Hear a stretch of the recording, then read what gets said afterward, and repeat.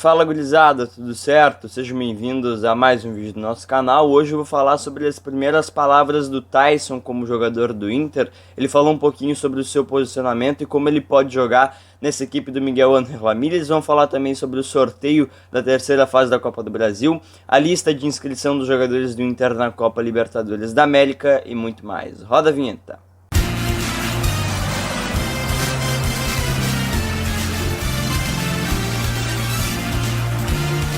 Gurizada, antes de começar esse vídeo, já deixa o teu like aí embaixo, que ele é muito importante para ajudar a impulsionar o nosso canal. Se inscreve aqui, que isso também é fundamental. E claro, ativa o sininho para receber todas as notificações. Bom, vou começar falando sobre Taison, que ontem mesmo falou pela primeira vez oficialmente como um novo jogador colorado no Instagram oficial do clube. O Taison falou sobre diversos assuntos, falou diversas vezes do quanto ele está feliz de estar voltando ao Inter, de estar voltando à sua casa para ficar perto da sua família, e ele também falou sobre talvez a principal dúvida que todos nós colorados temos nessa volta do Taison ao Beira-Rio.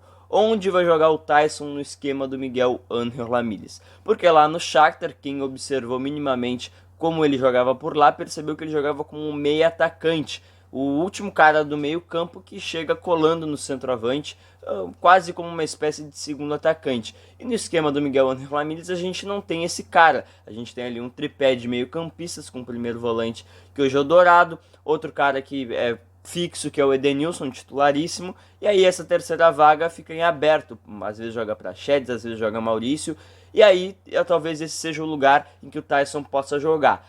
Mas também existe a possibilidade do Taison jogar pelas pontas, ou pelo lado direito, ou pelo lado esquerdo também. Confesso para vocês que quando o Ramírez desembarcou em Porto Alegre com o seu esquema, pelo que eu entendi do esquema dele, eu pensei, olha, mesmo que o Taison venha, ele não vai ter como jogar pelas pontas, pelos flancos, porque os extremos do Miguel, os pontas dele, tem que ter muita impulsão, muita velocidade para chegar à linha de fundo para cruzar, tanto que a gente não vê os laterais cruzando bola, é sempre os pontas cruzando, tanto porque os laterais afunilam. Então eu pensei, olha, esqueçam o Taison jogando por ali. Mas a partir do último jogo contra o Aimoré, eu fiquei assim, olha, não duvido que o Taison possa jogar por ali. Porque o Miguel se mostrou um cara muito flexível, porque ele mudou algo que ele considera pontual no seu esquema. Ele tirou essa característica dos pontas terem que jogar tão colados à linha lateral, porque ele viu que o Patrick, por exemplo, caiu muito de rendimento.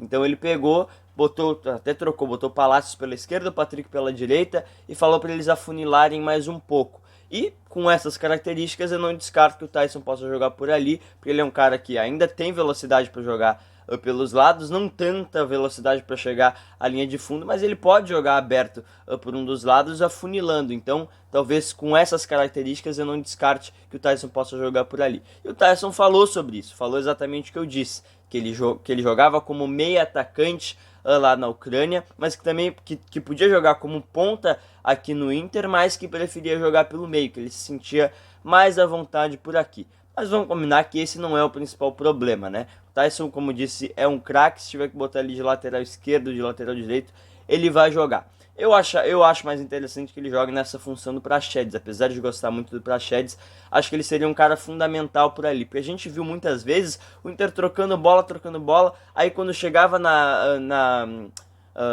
área de ataque, na área de defesa do adversário, o Inter não tinha um cara para pifar o centroavante, porque o Praxedes tocava pro lado, o Edenilson tocava pro lado, e a gente não tinha um cara para pifar o centroavante pro Yuri, que foi centroavante no Grenal, por exemplo, que para mim é o principal exemplo disso, finalizar a gol. Então, talvez o Taison jogando nessa função, colado no centroavante, possa pifar o Yuri ou o Guerreiro, seja quem seja o nosso atacante, para que a gente consiga fazer mais gols.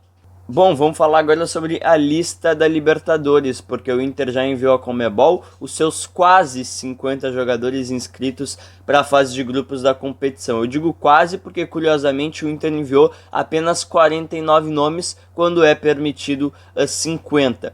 O Taison, inclusive, já está inscrito, mas ele não está inscrito na lista definitiva, e sim numa lista provisória. Existe uma lista provisória, onde tu pode inscrever até 3 jogadores, e esses jogadores podem jogar até a terceira rodada. Antes da terceira rodada, ele tem que estar inscrito já no BID da CBF para que aí sim ele seja inscrito na lista definitiva. O Tyson não está nessa lista definitiva, mas conta num geral com esses 49 nomes.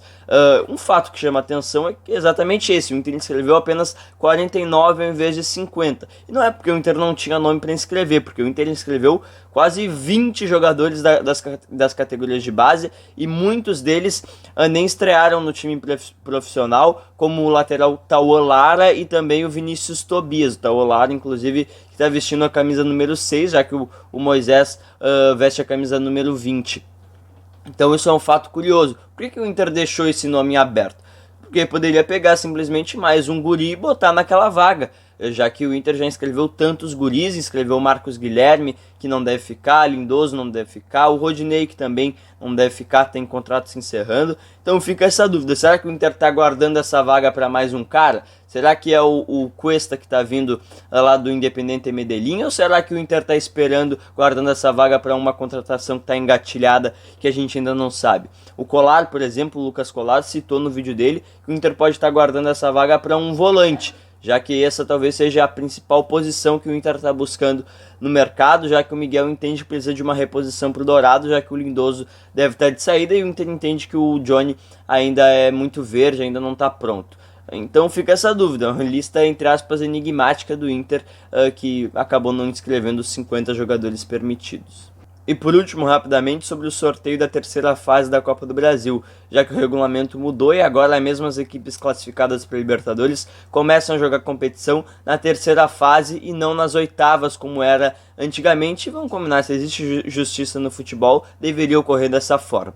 E agora as equipes estão divididas em 2 potes. No pote 1, as 16 equipes melhores ranqueadas no ranking da CBF. E no outro pote, as outras 16 equipes que começaram a jogar competição na primeira fase e que se classificaram. O Inter, logicamente, está neste primeiro pote e pode enfrentar equipes do pote 2, como o 4 de julho, o ABC, Atlético Goianiense, Avaí, Boa Vista, Brasiliense, Cianorte, Coritiba, CRB, Criciúma, Fortaleza, e um clube da primeira divisão, Bragantino, a melhor equipe desse pote 2, o Remo, o Vila Nova e também o Vitória. Gurizada, esse foi o vídeo de hoje, deixem o like aí embaixo, por favor, que isso é muito importante, ativem o sininho para receber as notificações e também se inscrevam no canal, que isso é fundamental. Até o próximo vídeo, falou, tchau, tchau!